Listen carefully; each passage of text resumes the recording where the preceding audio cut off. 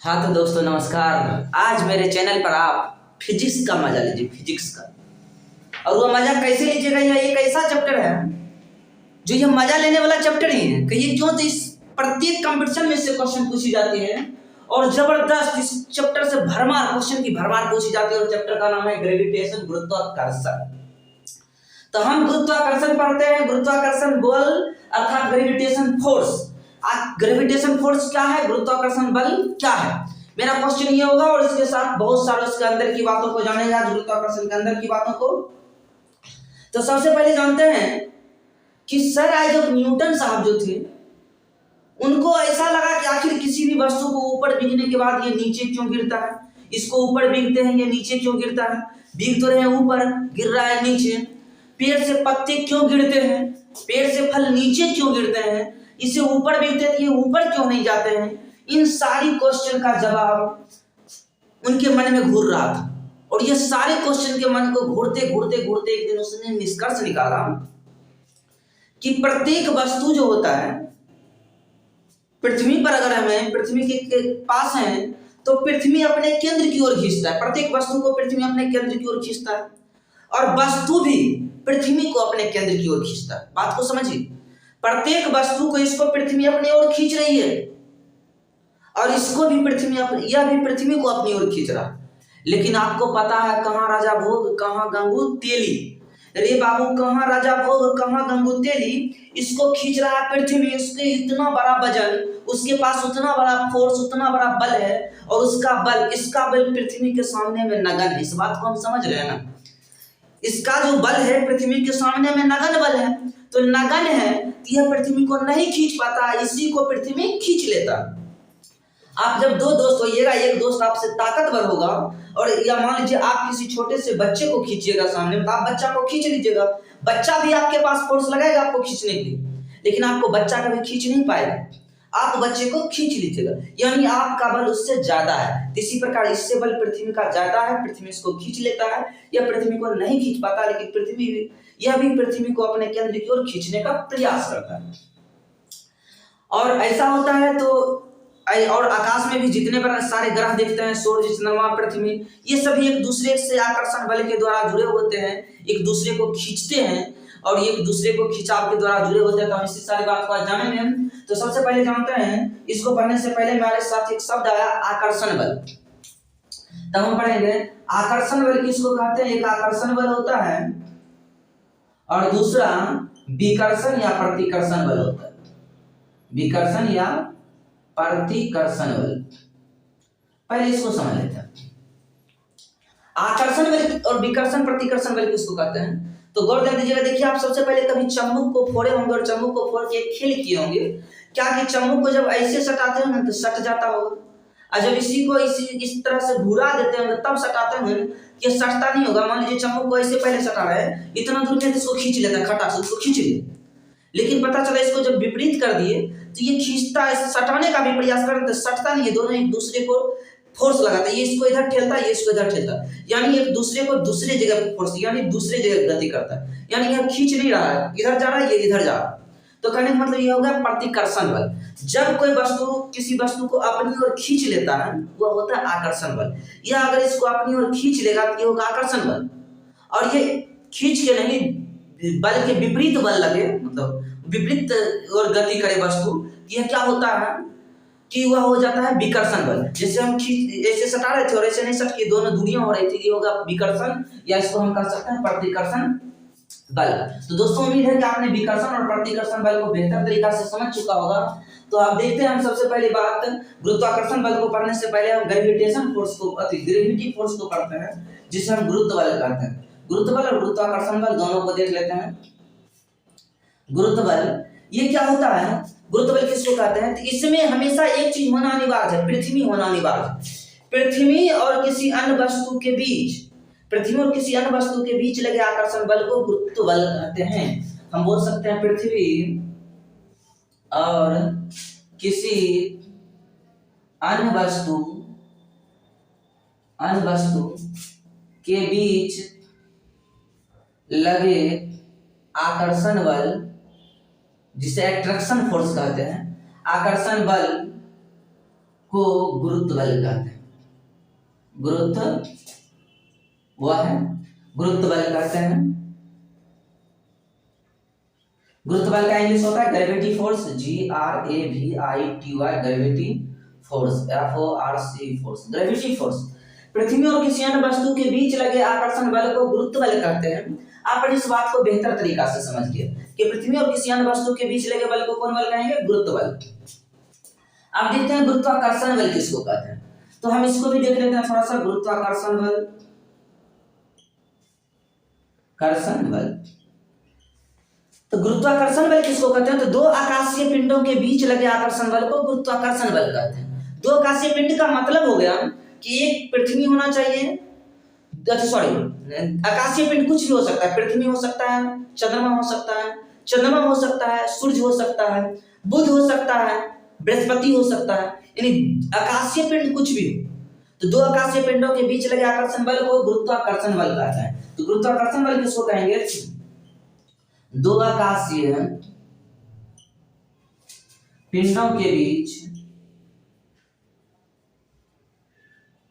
लगे आकर्षण बल को गुरुत्वाकर्षण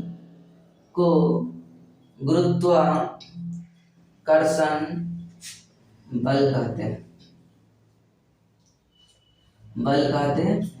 दो आकाशीय पिंडों के बीच लगे आकर्षण बल को गुरुत्वाकर्षण बल कहते हैं। दोस्तों, इसके बारे में न्यूटन साहब बहुत अध्ययन करते एक दिन क्या करते हैं, गुरुत्वाकर्षण के एक नियम देते हैं जिसे हम गुरुत्वाकर्षण के सार्वत्रिक नियतांक कहते हैं, या गुरुत्वाकर्षण सार्वत्रिक नियम कहते हैं। कौन नियम कहते हैं? गुरुत्वाकर्षण सार्वत्रिक नियम। तो अभी हम गुरुत्वाकर्षण सार्वत्रिक नियम को देखेंगे, और आप इसे स्क्रीनशॉट लेना चाहते हैं तो स्क्रीनशॉट ले लीजिए इसका, और आपको आज का वीडियो बहुत मजा देने वाला है, वीडियो छोड़ के नहीं जाइएगा, इसको स्क्रीनशॉट ले लीजिए। तो देखते हैं गुरुत्वाकर्षण सार्वत्रिक नियम। तो सार्वत्रिक नियम क्या है? तो याद रखिएगा दोस्तों, गुरुत्वाकर्षण सार्वत्रिक नियम जो है, यह न्यूटन साहब सर्वप्रथम अपने बुक जो था ना, उनका 1687 ईस्वी में इनका बुक प्रकाशित हुआ, जिस बुक का नाम था प्रिंस पिया। इनका एक बुक प्रकाशित हुआ जिसका नाम था प्रिंस पिया। इस अपने बुक में 1687 ईस्वी में इनका एक बुक प्रकाशित हुआ प्रिंस पिया। इस बुक ने इसलिए गुरुत्वाकर्षण सार्वत्रिक नियम के बारे में विस्तार से व्याख्या किए थे।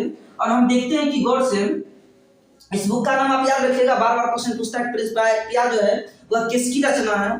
तो न्यूटन साहब की रचना। और प्रिंस पिया जो बुक थी वह कब प्रकाशित की गई? 1687 ईस्वी में। तो उसी में इसने जिक्र किए थे गुरुत्वाकर्षण सार्वत्रिक नियम के बारे में। और देखिए गुरुत्वाकर्षण सार्वत्रिक नियम क्या है? ये कहता है दो आकाशीय पिंडों के बीच लगे गुरुत्वाकर्षण बल, दो आकाशीय पिंडों के बीच लगे गुरुत्वाकर्षण बल पिंडों के द्रव्यमान के समानुपाती, पिंडों के द्रव्यमान के समानुपाती तथा उनके बीच के दूरी के वर्ग के व्युत्क्रमानुपाती होते हैं। तो मानते हैं इसका द्रव्यमान m1 होगा और इसका द्रव्यमान m2 होगा। दोनों के बीच की जो ये दो आकाशीय पिंड है, ये दोनों, इसकी द्रव्यमान m1, इसकी द्रव्यमान m2।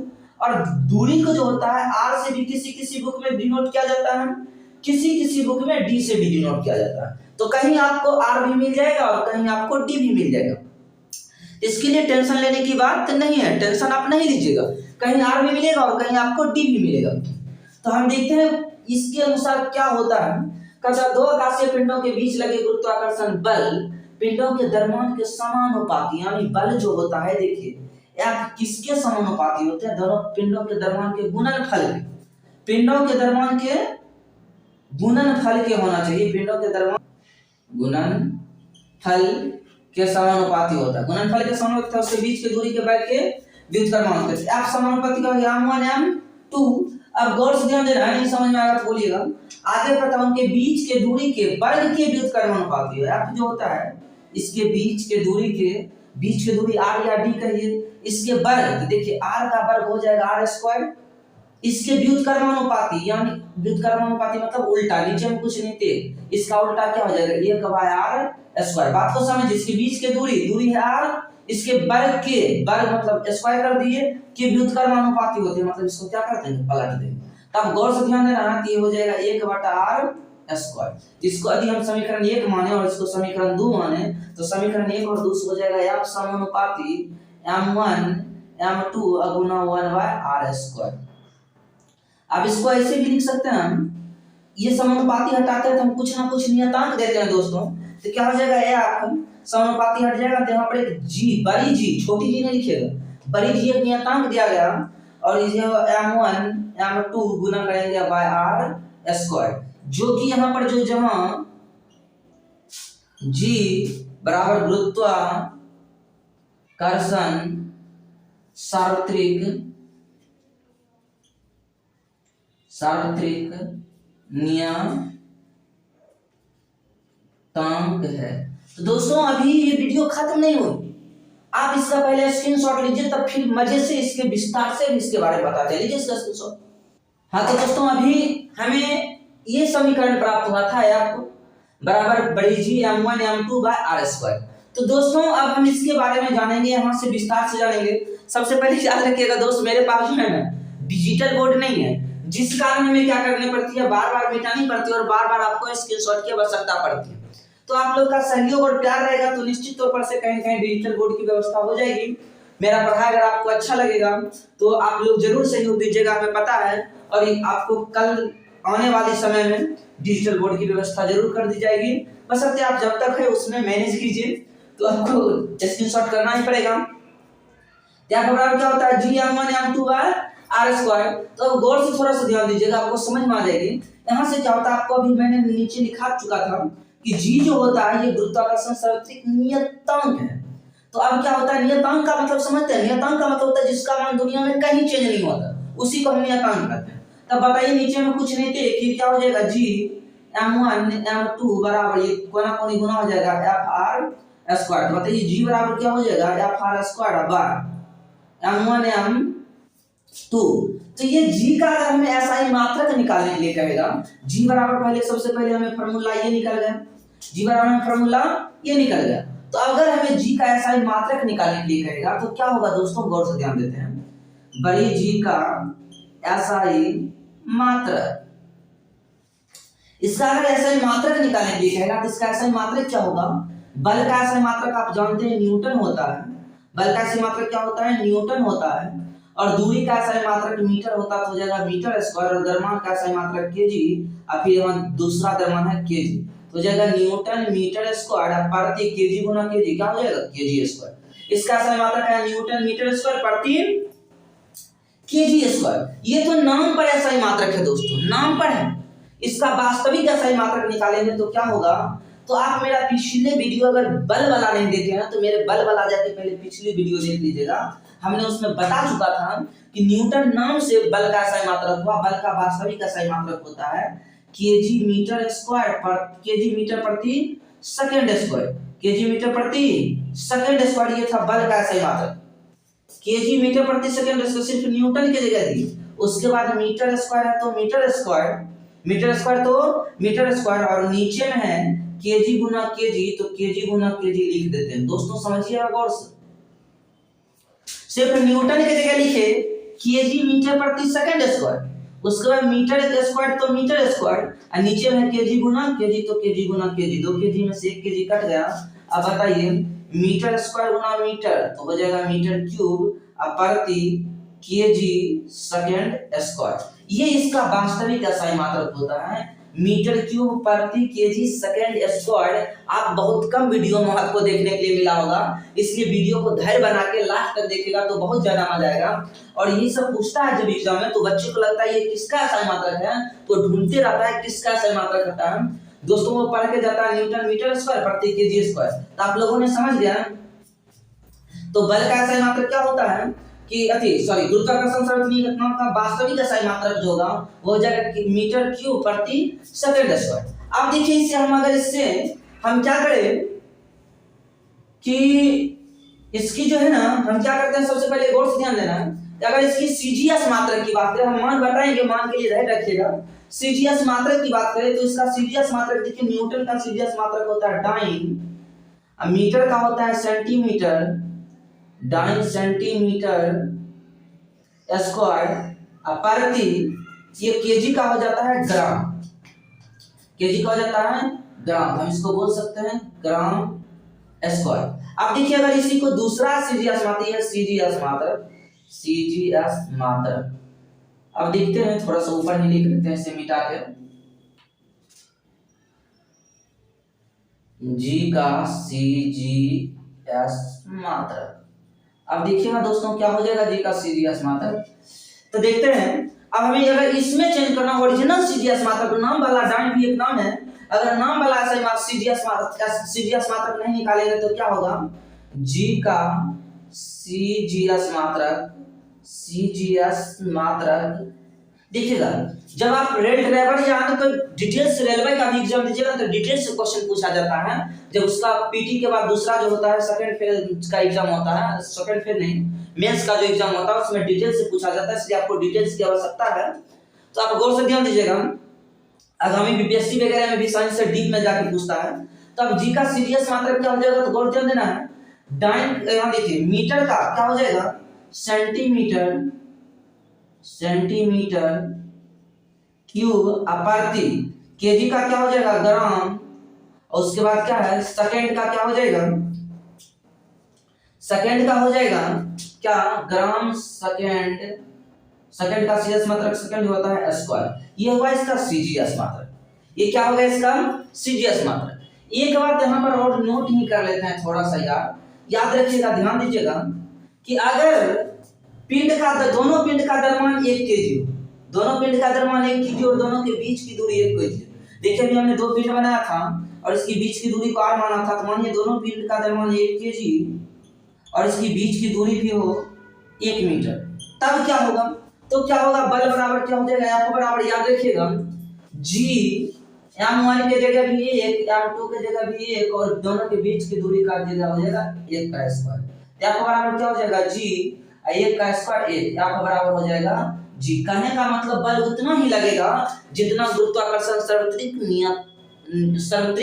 नियतांक होगा, यानी बल और गुरुत्वाकर्षण सार्वत्रिक नियतांक दोनों इक्वल कब होता है, तो जब जी का मान आर का दोनों पिंडों के बीच की दूरी 1 और क्या होना, तो दोनों पिंडों के बीच की दूरी 1 और दोनों पिंडों का द्रव्यमान क्या होना चाहिए 1 केजी, तब क्या हो जाएगा कि गुरुत्वाकर्षण सार्वत्रिक नियतांक और जो गुरुत्वाकर्षण बल दोनों क्या हो जाएगा समान हो जाएगा। तो अब हम देखते हैं इसके मान को, आप इसका स्क्रीनशॉट ले लीजिए तब इसके मान के बारे में देखेंगे।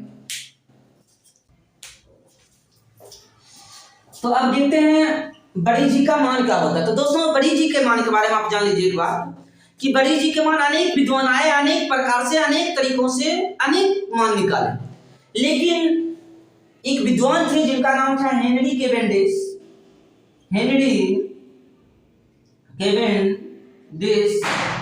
ये 1798 ईस्वी में एक सुग्राहक तराजू के द्वारा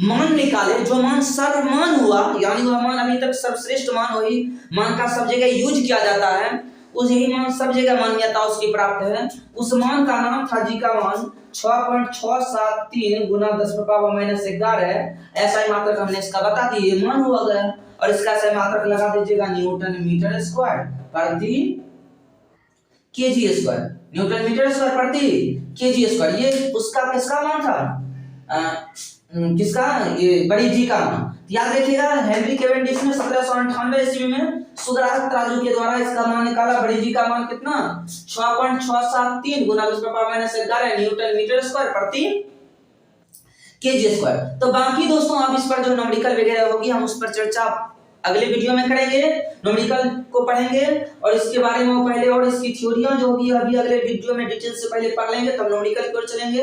वीडियो अच्छा लगे तो लाइक शेयर और सब्सक्राइब कीजिए।